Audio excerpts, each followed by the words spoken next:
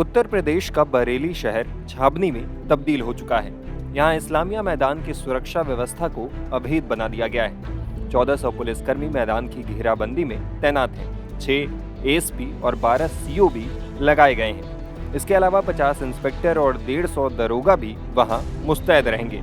आपात स्थिति से निपटने के लिए 4 कंपनी पीएससी और 1 कंपनी आरएएफ की भी तैनाती की गई है। ये व्यवस्था आईएमसी यानी इत्तेहादे मिल्लत काउंसिल के प्रमुख मौलाना तौकीर रजा के एक ऐलान के बाद किया गया है। रजा ने शुक्रवार को इस्लामिया इंटर कॉलेज के मैदान में पहुंचकर गिरफ्तारी देने का ऐलान किया है। इसके मद्देनजर इस्लामिया मैदान को सील कर दिया गया है। तौकीर रजा के घर के बाहर पुलिस तैनात है, वहीं दरगाह के पास बाजार पूरी तरह से बंद है। सुरक्षा व्यवस्था प्रभारी एसपी सिटी राहुल भाटी ने बताया कि कॉलेज परिसर में किसी कार्यक्रम की अनुमति नहीं ली गई है, इस लिहाज से उसे सील कर दिया गया है। रास्तों पर बैरिकेडिंग कर दी गई है।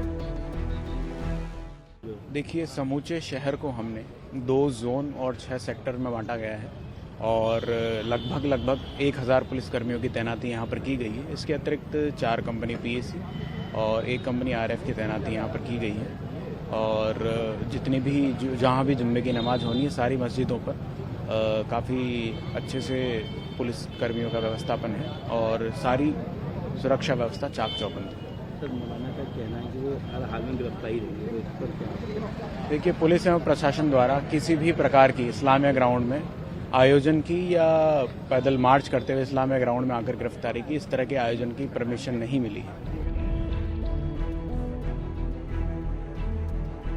दरअसल आईएमसी ने जगह जगह पर्चे बांटकर जेल भरो आंदोलन का आह्वान किया है।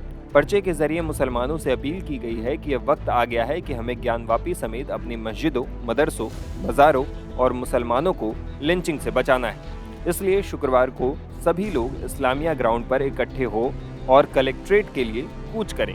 इसे लेकर मुकदमा भी दर्ज कर लिया गया है। एसपी सिटी राहुल भाटी ने बताया कि तौकीर रजा समेत उनकी पार्टी के 30 पदाधिकारियों को सीआरपीसी की धारा 149 के तहत नोटिस दिया गया है।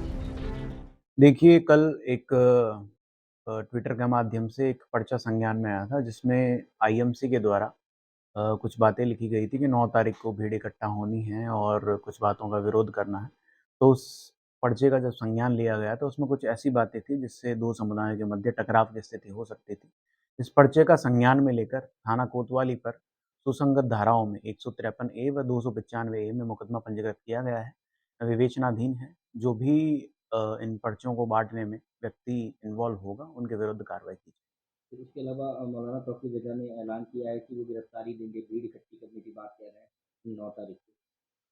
देखिए, 9 तारीख को जो ये प्रस्तावित कार्यक्रम है इसमें सभी पक्षों को जो इसमें आह्वान में इन्वॉल्व हैं उन सभी को 149 सीआरपीसी का एहतियातन नोटिस दे दिया गया है और उसमें स्पष्ट शब्दों में लिखा है कि किसी प्रकार की लॉ एंड ऑर्डर की स्थिति आपके द्वारा उत्पन्न नहीं की जाएगी। अगर कोई लॉ एंड ऑर्डर की स्थिति उत्पन्न होती है तो उसके आप स्वयं जिम्मेदार होंगे और आप पर विधिक कार्रवाई की फिर जाएगी। इन्होंने कोई परमिशन ली है इस्लामिया कॉलेज में जनसभा करने की? किसी भी प्रकार की जनसभा की परमिशन पुलिस एवं प्रशासन द्वारा नहीं दी गई। इससे पहले मौलाना तौकीर रजा ने जुम्मे की नमाज के बाद गिरफ्तारी का ऐलान किया था। उन्होंने कहा कि मानवता सुरक्षित नहीं है, मानवता की हत्या हो रही है। मैं ज्ञापन देने के लिए मैं तैयार। ज्ञापन मैं किसे दूंगा? ज्ञापन राष्ट्रपति को दिया जाता है या प्रधानमंत्री को दिया जाता है? किसे दिया जाता है? मैं किसे ज्ञापन दूं? मैं ज्ञापन नहीं दूंगा, मैं गिरफ्तारी दूंगा और ये गिरफ्तारी तब तक जारी रहेगी जब तक ये अन्याय खत्म नहीं होगा।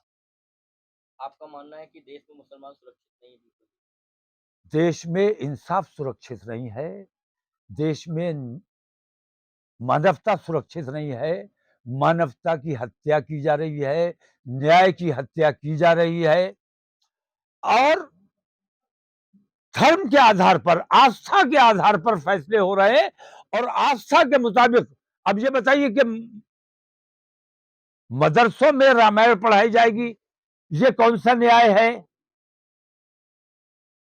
मदरसों में योगा किया जाएगा, ये कौन सा न्याय है? हम तो 5 वक्त योगा करते हैं, हमसे बड़ा योग करने वाला कौन है? तो आप अपना धर्म जबरदस्ती हमारे ऊपर अगर थोपना चाहते हैं, ये किसी भी कीमत पर बर्दाश्त नहीं किया जाएगा।